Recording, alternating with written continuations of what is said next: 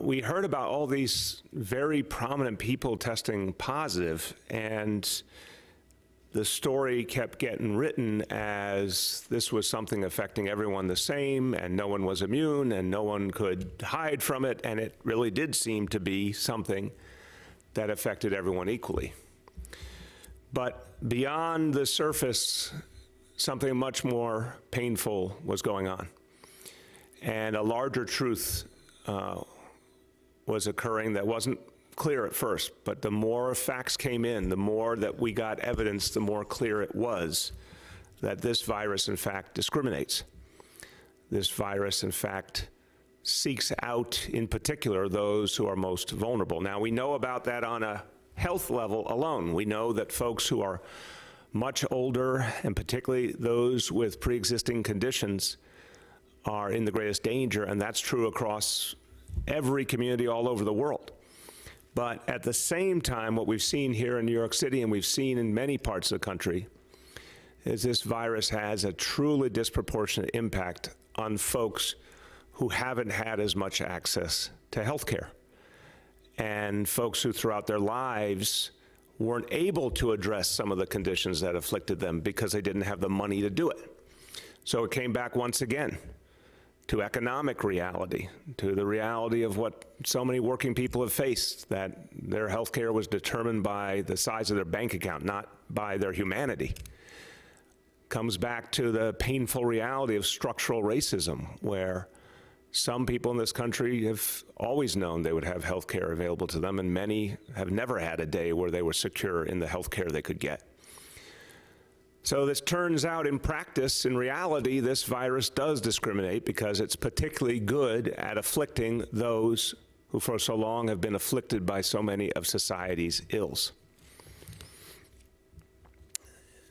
In a sense, and I always hate to sort of treat the virus like it has human characteristics, but I'm going to do it in this case. In a sense, this virus teamed up with the inequalities that already existed in our society and that we've been fighting here in New York City over these last 6+ years.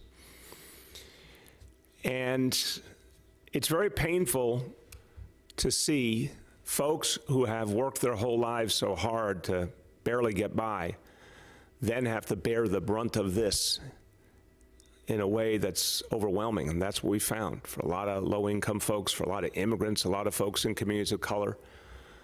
This disease has had an overwhelming impact. It's hurt everyone everywhere, but it's been an insurmountable enemy for so many, particularly among our seniors in communities of color. So we have a choice to make at this point. Every city, every state, our nation, all have a choice to make. We can either ignore these disparities, or we can throw up our hands and say, hey, that's just part of life, there's nothing you can do, or we can attack these disparities. We can take them head on. We can fight back when we see something unacceptable and something that doesn't fit our values as New Yorkers. And I think you know where this is going. New Yorkers have a lot of fight in them. It's one of the great things about this city. People don't back down from a fight. People are not intimidated. Well, New Yorkers will fight back against these disparities. We will fight back against these inequalities. We will not accept a status quo that's broken. We didn't accept it before, and now it's been laid bare even more, and it's time to fight with everything we've got. Now, 2 weeks ago, when we laid out the facts about these disparities, we wanted to show what was really going on. And again, at first it wasn't entirely evident, but it became more and more so, and then when we were able to show the whole picture, it was quite clear. So at that time, I laid out the outline of a 4-point action plan, and we've continued to build that plan each step along the way. Let me go through it with you now to let you know the things we're doing. So first of all, again, the outline of the plan. Point 1 was to protect and preserve our public hospitals, to make sure they could be that front line of protection for all people, and particularly those who had experienced the greatest disparities. Point 2, a massive public awareness campaign. This disease is confusing to everyone. For a lot of folks who haven't had as much access to information, including if they don't happen to speak English, it was very important to really double down with a huge public outreach campaign. Third, grassroots outreach. This is a different kind of thing. All the media, the digital, that's one thing, but going out into communities and deepening the connection with communities and helping community providers to reach the people they serve more deeply. And then last, phone a clinician, telemedicine, the ability for people to talk to, even if it's not the right time to go to a doctor's office, to talk to a doctor or nurse or trained professional, to get advice and to get guidance whenever, however people need it. This is all about protecting people. This is all about keeping people healthy, but it's about focusing as well on people who need help and oftentimes haven't gotten it in the past. We want to fix that in so many ways right now and make that help, make that healthcare, make that guidance more available than ever. So first with the public hospitals, we've talked a lot about it, but I want to summarize because it's important to realize. When I came into office, the public hospitals were in deep trouble, health and hospitals, on the verge of bankruptcy, and there was talk all the time. Would we have to close public hospitals? Would we literally shut down whole facilities? Would there be layoffs of our healthcare workers? Think about how strange those conversations look in comparison to what we're going through right now. Thank God we didn't do any of those things. And I made clear we would not close public hospitals. We would not lay off doctors and nurses and healthcare workers, and we didn't. In fact, we invested billions to keep our public hospitals going. No one gave me or anyone else in City Hall a memo and said, hey, there's going to be a pandemic in 2020. You should keep your public hospitals going for that reason. We kept them going because it was the right thing to do to help people, anyone, everyone in New York City who needed health care. But thank God that those actions allowed us to fortify our public hospital system in advance of this horrible pandemic. Because right now they have been heroic, and all the folks who work at health and hospitals, thank you. I want to say thank you, and I'll say it a lot of other times. You've been heroic, you've been extraordinary. Some of the most famous instances of heroism in this story over the last 2 months have come from our public hospital system, all our public hospitals. Of course, we all know what's happened at Elmhurst Hospital, but at Lincoln Hospital, at Bellevue, at so many, there has been a heroic fight. And this has been one of the reasons we've been able to hold the line and keep our hospitals going and keep saving lives. So in the midst of this fight, it was clear we had to throw everything we had into supporting all our hospitals, but that our public hospitals were really the front line of the front line.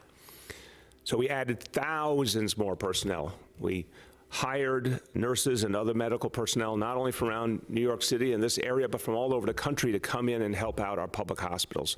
We worked with the federal government to bring in hundreds of military medical personnel who have been outstanding and have done so much to help us through this crisis.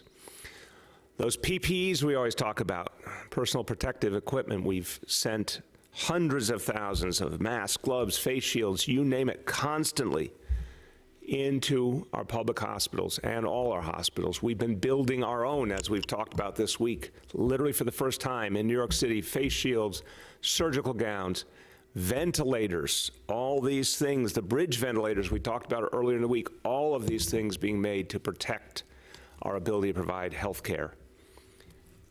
That was what we had to do just to get to the point that we knew that our hospital system would hold and that we could fight back this disease. But now we're going on the offensive with the community testing sites also run by our public hospital system, by health and hospitals.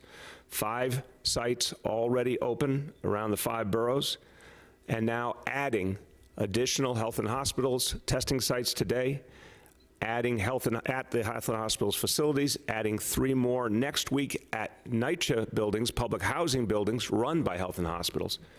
We also have, it's important to note, another part of the community-based testing, working with local 1199 SEIU, the Healthcare Workers Union, and One Medical, a private provider. Those are open as well. These grassroots testing facilities, all focused on the hardest hit neighborhoods, combined will be able to do about 10,000 tests per week to begin. That number will keep going up as we get more capacity. So that is about what we've done to strengthen public health care, the first rung of this effort to fight back disparities. Now, the second is the public awareness campaign. So I've been over some of this before, but I want to add, back in mid-March, we ran the first big campaign, $8 million, focused on television, print, digital, 15 languages.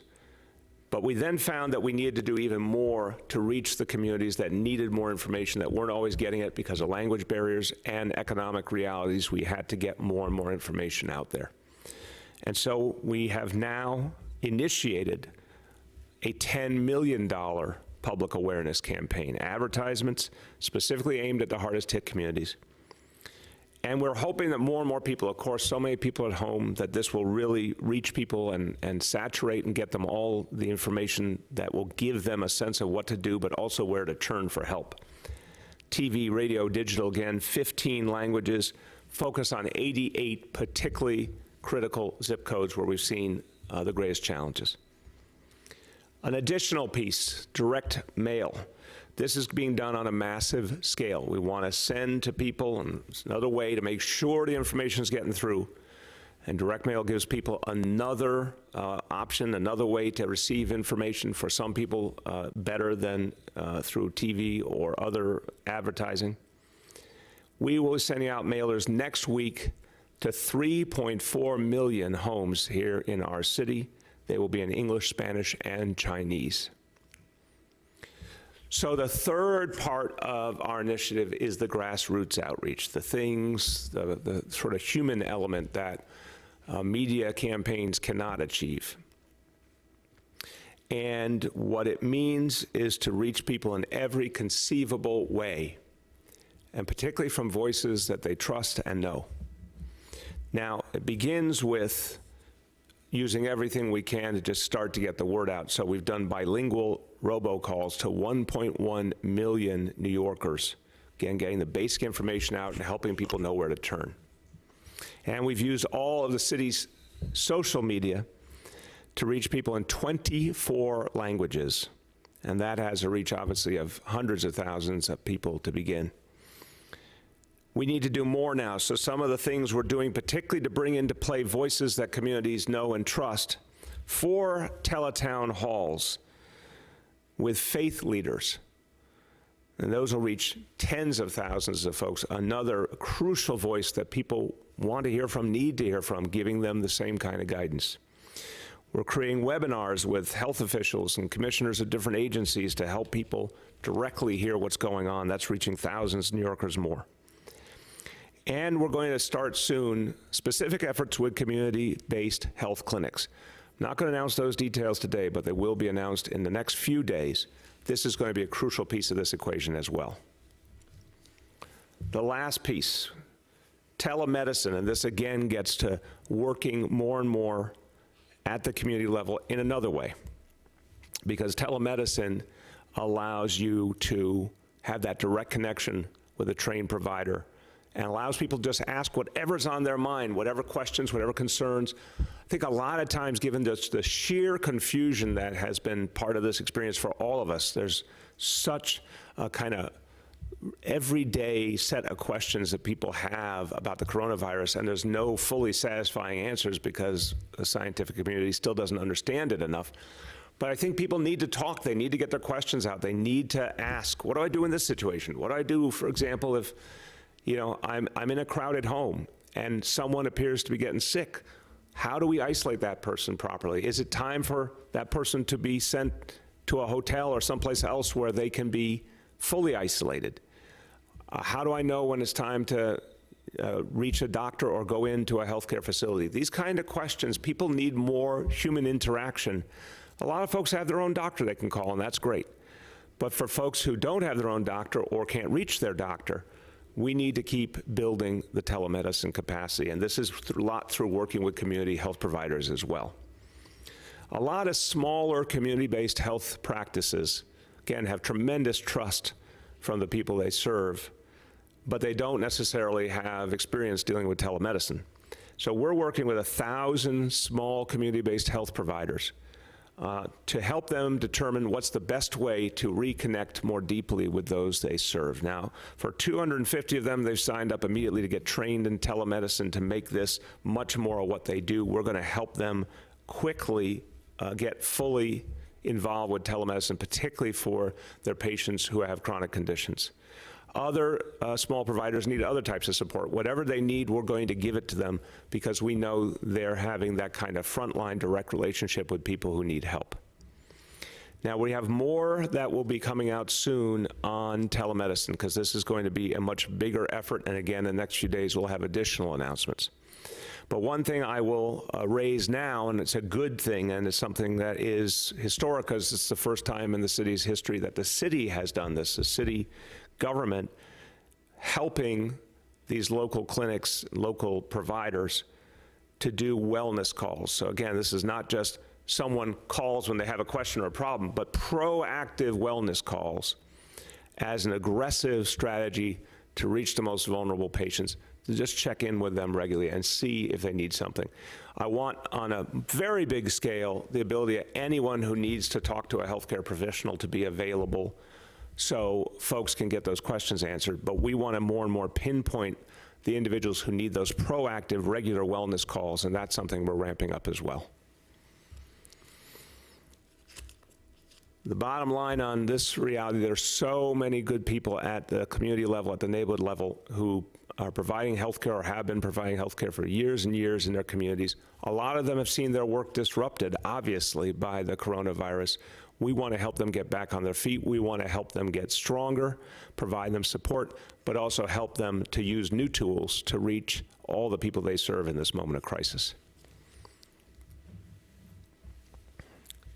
Now, I want to switch gears here and talk about another reality of people being hit really hard by this crisis. And this goes now to some of the economic reality. It's hitting the same neighborhoods that are feeling those healthcare disparities. They're being hit very hard by this economic crisis. Obviously, everyone's being hit hard. This is something where we're seeing the pain very widespread. So many folks have lost their jobs. Of every description in every community, working class people, middle class people, you name it, people have been thrown for a loop. And we've got to help people through this crisis. And for so many New Yorkers, that means if you don't have your livelihood, you cannot keep the basics going. How are you going to pay for food? How are you going to pay for medicine? And the question all New Yorkers ask themselves all the time, how am I going to pay the rent? We need to make sure that every New Yorker can stay in their home during this crisis. We got to keep a roof over everyone's head. And so this is a crucial part of what we're doing right now to make sure that that basic human need, knowing you will have shelter, knowing you will have a roof over your head, is something that New Yorkers know is secure as we fight through this crisis. Now, that begins with knowing the most basic thing, that you will never be evicted during this crisis, that no landlord will tell you you have to leave, even temporarily. We've heard reports of some landlords saying, oh, you have to leave because you're sick, come back when you're well. That's not legal. If someone needs a place to be because they can't properly be in their apartment while they're sick, again, we have those hotel rooms available. But that's a decision for doctors to make, not for landlords to make. So anyone who's experiencing a problem with a landlord can call 311, get our tenant hotline. You'll get free support. Everything we provide is free, of course. Support knowing what's available to help you, and the rules, the standards that you need to know about your rights and how you can protect yourself if you're dealing with an unreasonable landlord. Obviously, all the other ways you can get help, whether it's food or any other kind of assistance. But if you need legal help, we will provide it for free. If you're being threatened by eviction, which no one should be at this point, but if it's happening to you, we will get you legal help immediately to stop it. And that is regardless of who you are. It doesn't matter what neighborhood you're in, what your income is, what your immigration status is. Anyone threatened with eviction at this moment, the city of New York will step in and we will stop that eviction. And I want people to remember, when in doubt on something, anything COVID-19 related, I mean, we use 311 for many other things traditionally, but right now, especially the focus of 311 is anything related to the coronavirus. If you might be threatened with eviction in the middle of this crisis, that is a fundamental problem. Pick up that phone to 311 so we can help you. Now, as we get to the first of each month, this question of how am I going to pay the rent is coming up for more and more New Yorkers. And people are struggling. Thank God there's been some help finally from the federal government, but it hasn't reached everyone by any stretch, and it's not going to last for long. So the bottom line is tenants need more help. And the first thing we have to do is make sure that comes from the city of New York. I'll talk about what the state needs to do, and there's a lot the state needs to do, and they need to do it quickly. But the city has to do our part of the equation, and that comes to our Rent Guidelines Board. The Rent Guidelines Board put out a report late yesterday, and I think it was very confusing to people, and I want to set the record straight now. It's a report they do every year. It is a report that explains in an objective manner what is going on with the economy and what it means for landlords, what their costs are. It's a report that's supposed to take stock of one piece of the equation. But as I said from the very beginning of this administration, the problem historically with the Rent Guidelines Board was, and I'll be blunt about this, it was over decades in the city, it's been around about 50 years, it was more focused on the interests of landlords than the interests of the vast majority who are tenants. And so when I came into office, I said the Rent Guidelines Board needs to consider both sides of the equation factually, objectively, and determine what to do. And the Rent Guidelines Board over the last 6 years, in several instances, decided that a rent freeze made sense. In other instances, that a rent increase made sense, but a modest one. It's been a much more fair equation since the needs of tenants were given the weight that they deserve. The report yesterday, I think, was misleading because it suggested that the interest was in what landlords are going through, and I said very clearly last night, the challenges that landlords are facing right now are real. I'm not belittling them, but they pale in comparison to the challenges that tenants are facing. It is abundantly clear, of course, the Rent Guidelines Board will hold hearings, it'll go through its processes very quickly and get to a decision. But to me, it's abundantly clear we need a rent freeze. The facts couldn't be clearer. Greatest economic crisis since the Great Depression. I can't even believe, and I never thought, as your mayor, I would be telling you that we were going through something that could possibly compare to the Great Depression. When I think of the Great Depression, I think of the stories my older relatives used to tell me about that sounded like something that was so severe, so difficult that we couldn't possibly imagine it happening again. And yet, a lot of what we saw in the Great Depression is happening right now, right here. So my message to the Rent Guidelines Board is clear. Issue your reports, do your research, that's great. Hold your hearings as quickly as possible, take your vote, and give the tenants who are rent stabilized in the city, over 2 million New Yorkers, give them a rent freeze. They need it. It's clear, the facts are clear, let's get this done. Now, the state of New York has a lot more they need to do. And I've said this a number of times, and I know we've all been dealing with a crisis, the state's had a lot to deal with, but it's time to focus on the needs of renters. First of all, the most obvious solution, let renters use their security deposits to pay the rent now. This is something the state could do quickly and easily, and it makes so much sense. Those security deposits are stuck in escrow accounts. The tenant can't use them, the landlord can't use them until someone leaves their apartment for good. It makes no sense given that we're dealing with an absolutely unprecedented crisis. The state needs to act, free up those security deposits, let the tenant use them for rent. That helps the tenant, that helps the landlord. There's no reason not to authorize this right now. It's an emergency action that would help a lot of people. Second, for folks who can't afford it, look, some people can still afford their rent, that's great. Or some people can afford their rent for a period of time, and we hope the economy comes back quickly.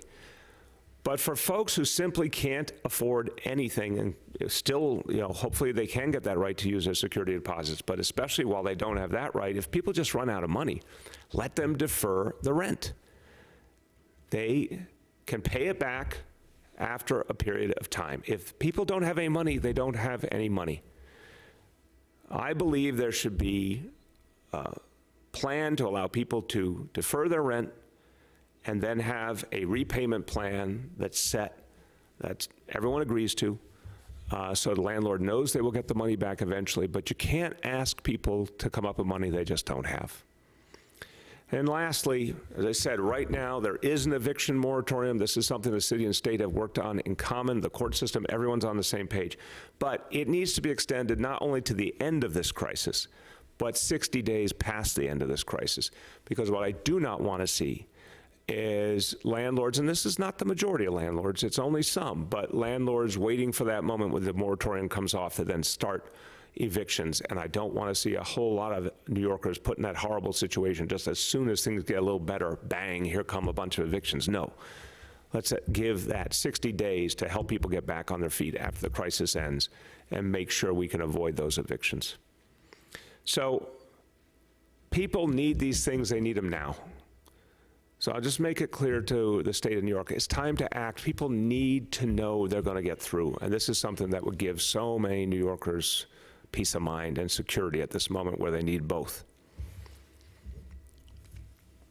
Okay, as I start to wrap up here, what we do every day is track the indicators. We talked about this week understanding our larger trajectory we're on, understanding the progress we made, but the challenges ahead of us too, and how we have to keep working hard, and then link up to that next phase where we're going to do the testing and tracing in May.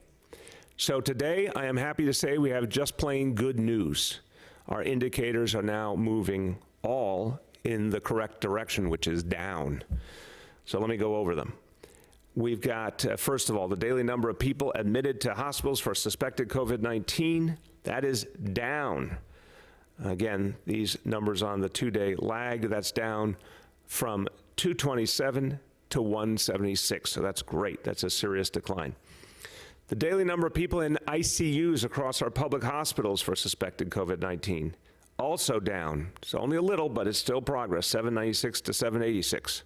Now, this is an area, again, where we need to see much more progress, but I still like seeing a step in the right direction. The percentage of people tested positive for COVID-19 citywide down from 32% to 30%.